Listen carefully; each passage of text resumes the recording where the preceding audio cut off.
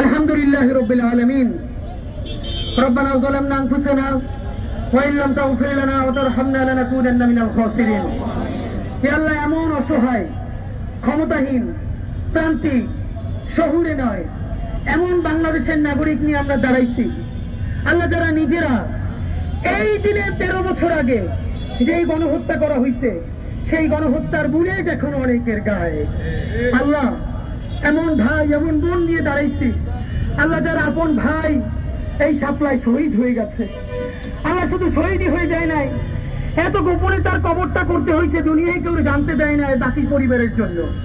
আল্লাহ, তারা এখনো মুখ খুলতে ভয় পায় যদি তাদের উপরে আবার জাহান্নাম চলে আসে। রব্বে কারীম, বাংলাদেশের রাষ্ট্রকে জুলাইয়ের পরে এখন আমরা ইনসাফের রাষ্ট্র বানাইতে পারি নাই, যাতে সেই 5 মের রাতে লক্ষ লক্ষ মানুষকে বিতাড়িত করবার জন্য কত হাজার মানুষকে শহীদ করে তার লাশ গুম করা হয়েছে। আল্লাহ, আসমান থেকে শুধু আপনি জানেন আর বাংলাদেশ সরকার জানে।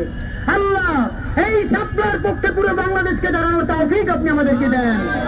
আল্লাহ, শাপলা আমার যেই ভাইরা শহীদ হয়ে গেছে তাদেরকে আপনি জান্নাতের মেহমান বানিয়ে দেন। আল্লাহ, তাদের আব্বা আম্মা ভাই বোন তাদের পরিবারের উপরে খাস রহমত নাযিল করেন। আল্লাহ, পিলখানা শহীদদেরকে আপনি কবুল করেন। আল্লাহ, জুলাই শহীদদের প্রত্যেককে আপনি জান্নাতের মেহমান বানিয়ে দেন। আল্লাহ, আমরা হেফাজত চিনি না, আমরা কোন দল চিনি না। আল্লাহ, আমরা শুধু শহীদ চিনি, আমরা শুধু মাজলুম চিনি। আল্লাহ, প্রত্যেক মাজলুমের জন্য ইনসাফের ব্যবস্থা করে দেন। আল্লাহ, শাপলার পক্ষে, পিলখানার পক্ষে, জুলাইয়ের পক্ষে দাঁড়ানোর সমস্ত ঈমান, সমস্ত সাহস এবং যোগ্যতা আমাদেরকে নসিব করেন। ইয়া আল্লাহ, এই শাপলা থেকে ফ্যাসিবাদের বিরুদ্ধে ডাক দেওয়া হয়েছিল, আমরা আপনার কাছে শপথ করছি, আমরা এই অল্প কিছু মানুষ হলেও এই জমিনের মধ্যে বসে কসম করছি আল্লাহ, বাংলাদেশে ইনসাফের রাষ্ট্র কায়েম হওয়ার আগ পর্যন্ত আল্লাহ আমরা কোনোদিন আমাদের শহীদদের রক্তের সাথে গাদ্দারি করব না।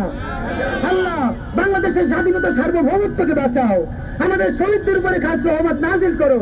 আল্লাহ, অতি দ্রুত এই রাষ্ট্র যেন শাপলা গণহত্যার কমিশন করে তদন্ত করে তার সুব্যবস্থা এবং বিচার করতে পারে, সেই তৌফিক বাংলাদেশ রাষ্ট্রকে তুমি দাও। আমিন। আলহামদুলিল্লাহি রাব্বিল আলামিন।